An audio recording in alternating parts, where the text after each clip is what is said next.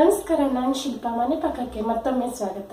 ನಮ್ಮ ಇವತ್ತಿನ ರೆಸಿಪಿ ರವೆ ದೋಸೆ.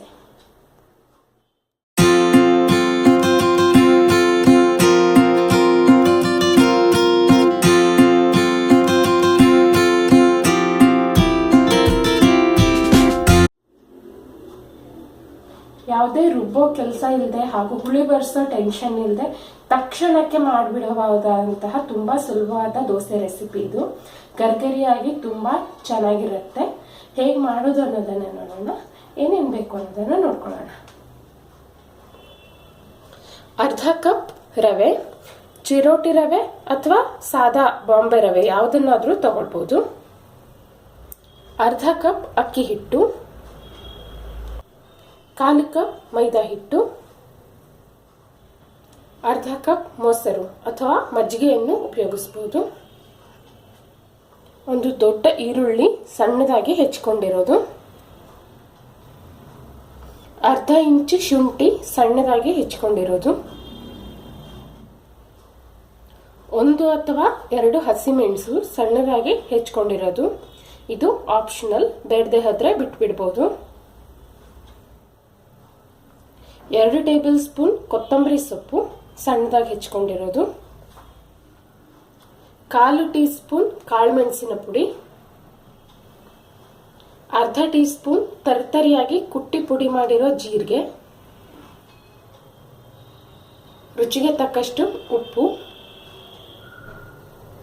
ಅವಶ್ಯಕತೆಗನುಸಾರವಾಗಿ ತುಪ್ಪ ಅಥವಾ ಎಣ್ಣೆ. ಈಗ ಮೊದಲಿಗೆ ಒಂದು ದೊಡ್ಡ ಪಾತ್ರೆಗೆ ನಾನು ರವೆ, ಅಕ್ಕಿ ಹಿಟ್ಟು, ಮೈದಾ ಹಿಟ್ಟು, ರುಚಿಗೆ ತಕ್ಕಷ್ಟು ಉಪ್ಪು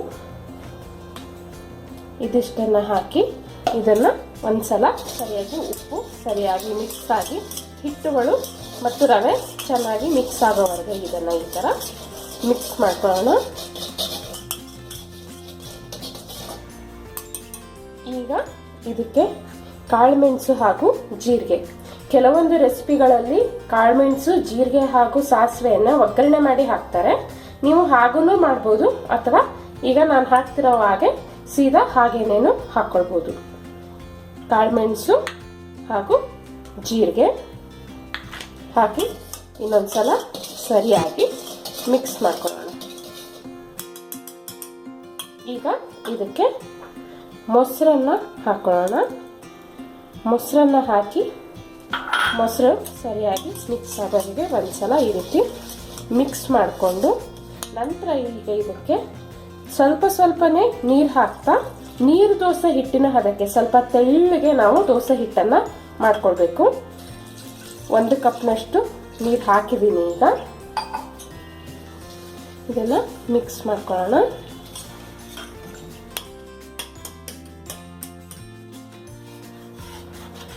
ಈಗ ನೋಡಿ, 1 ಕಪ್ ನೀರು ಹಾಕಿದ್ದಕ್ಕೆ ದೋಸೆ ಹಿಟ್ಟು ಉದ್ದಿನ ದೋಸೆ ಹಿಟ್ಟಿನ ಹದಕ್ಕೆ ಬಂದಿದೆ. ಇದು ಇನ್ನೂ ಸ್ವಲ್ಪ ನೀರು ಹಾಕಬೇಕು.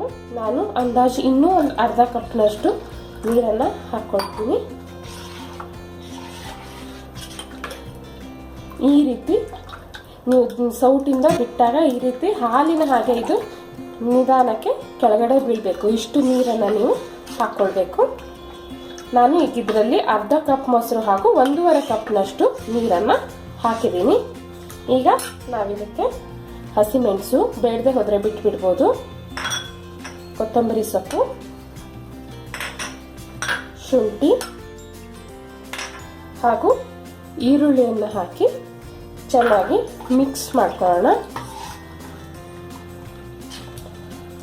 ಈಗ ಈ ದೋಸೆ ಹಿಟ್ಟನ್ನು 20ರಿಂದ 30 ನಿಮಿಷ ಸ್ವಲ್ಪ ನೆನೆಯೋದಕ್ಕೆ ಬಿಡಬೇಕು. ರವೆ ಸ್ವಲ್ಪ ನೆನೆಯೋದಕ್ಕೆ ಟೈಮ್ ಬೇಕಾಗುತ್ತೆ, ಹಾಗಾಗಿ ಇದನ್ನು ಸ್ವಲ್ಪ ನೆನೆಯೋದಕ್ಕೆ ಬಿಡಬೇಕು. ಈಗ 20 ನಿಮಿಷ ಆಗಿದೆ. ರವೆ ನೆಂದ ನಂತರ ಸ್ವಲ್ಪ ದಪ್ಪ ಆಗೋದ್ರಿಂದ ನಾನು ಈಗ ಇನ್ನೊಂದು ಅರ್ಧ ಕಪ್ನಷ್ಟು ನೀರನ್ನು ಹಾಕಿ ಹಿಟ್ಟನ್ನು ಸರಿ ಮಾಡ್ಕೊಂಡಿದ್ದೀನಿ. ಹಾಗೆಯೇ ಇಲ್ಲಿ ಕಾವಲಿನ ಕಾಯೋದಕ್ಕೆ ಇಟ್ಕೊಂಡಿದ್ದೀನಿ. ಕಾವಲಿ ಸರಿಯಾಗಿ ಕಾಯಬೇಕು. ತಣ್ಣಗಿರೋ ಕಾವಲಿ ಮೇಲೆ ಹಾಕಿದ್ರೆ ದೋಸೆ ಏಳಲ್ಲ. ಹಾಗಾಗಿ ಕಾವಲಿ ಸರಿಯಾಗಿ ಕಾದ ನಂತರ ಇದಕ್ಕೆ ಒಂದು ಸ್ವಲ್ಪ ಎಣ್ಣೆ ಅಥವಾ ತುಪ್ಪ ಯಾವ್ದು ಬೇಕಿದ್ರೂ ಹಾಕ್ಕೊಳ್ಬೋದು. ಆಮೇಲೆ ಈ ರೀತಿ ಸೈಡಿಂದ ನಾವು ದೋಸೆಯನ್ನು ಹಾಕ್ಕೊಳ್ಳೋದು.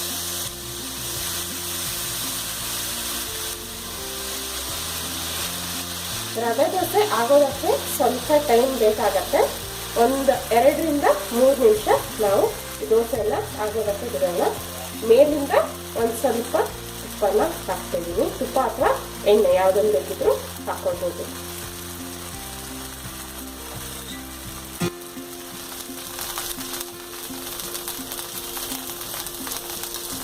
ಈಗ 2 ನಿಮಿಷ ಆಗಿದೆ.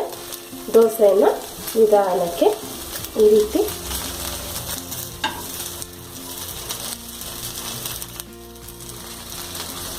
ಇದನ್ನು ನಾವು ಸರ್ವಿಂಗ್ ಪ್ಲೇಟ್ಗೆ ತೆಕ್ಕೊಳ್ಳೋಣ.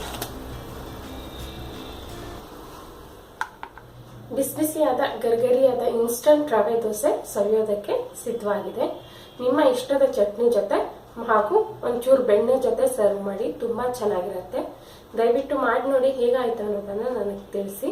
ಹಾಗೇನೆ ಮತ್ತೆ ಮುಂದಿನ ರೆಸಿಪಿಯೊಂದಿಗೆ ನಿಮ್ಮನ್ನ ಭೇಟಿ ಆಗ್ತೀನಿ. ಅಲ್ಲಿವರೆಗೂ take care and happy cooking.